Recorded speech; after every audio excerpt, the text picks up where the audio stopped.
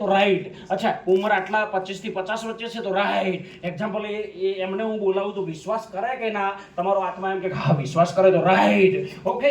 નિર્ણય લેનાર કોણ છે? પોતે છે કે ઘરે ભાભી કે મમ્મી કે એવા છે નિર્ણય લેવાના? ના, તમને આત્મા એવું બોલે ના રે મારો બરો સંજય તો પોતે નિર્ણય લેવો છે તો રાઈટ. ઓકે. રીમાર્કમાં શું આવ્યું છે એટલે?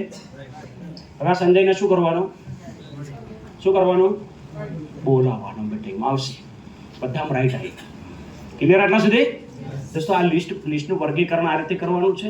નામ, ગામ, મોબાઈલ નંબર લખ્યા પછી વ્યવસાય, ઉંમર, વાહનવાળા કોલમમાં હા આવતું હોય તો હા, અને નિર્ણય લેનાર કોલમમાં જાતે પોતે આવતું હોય તો રીમાર્કવાળા કોલમમાં ટીક માર્ક કરવાનું રહેશે. ક્લિયર આટલા સુધી? ઓકે. રીમાર્કવાળા કોલમમાં ટીક માર્ક વાળા નામને એ અને બી કેટેગરીમાં વેચવાનું. એ અને બી ધ્યાન રાખજો. 15 દિવસે મળતા હોય એવા લોકો શામાં ગણાય ભાઈ? અમુક લોકો 15 દિવસે મળતા હોય ને, ગામના હોય, મિત્રો હોય, એ એમાં ગણાય. બીમાં કયા ગણાય? મળવામાં 1 મહિનાથી વધુ સમય લાગતો હોય એ રેસામાં ગણાય? બીમાં ગણાય. બોલો, વ્યાખ્યા સમજણ પડી ગઈ? ઓકે. તો આ એની સિસ્ટમ છે. રાઈટ.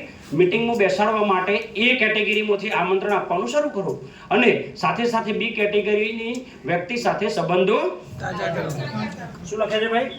બોલો તો ફરી બોલો, તમે વાંચો. શું લખે છે?